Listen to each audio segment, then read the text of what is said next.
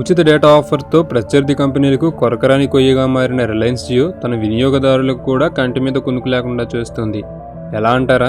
Jio ఎఫెక్ట్తో internet వినియోగం బాగా పెరిగిందన్న విషయాన్ని గణాంకాలు స్పష్టం చేస్తున్నాయి.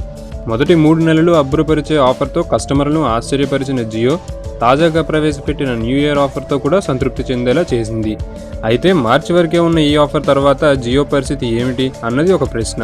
ఇంకా 2 మాసాల సమయం ఉన్నప్పటికీ జియో ఇస్తున్న ఆఫర్లపై ముందుగానే కన్నేయడం ప్రత్యర్థి సంస్థలకు పరిపాటిగా మారిపోయింది. జియో తెచ్చిన విప్లవాత్మక మార్పుతో ఇప్పటికే అన్ని సంస్థలు కూడా తమ టారిఫ్లను తగ్గించుకున్న వైనం తెలిసిందే.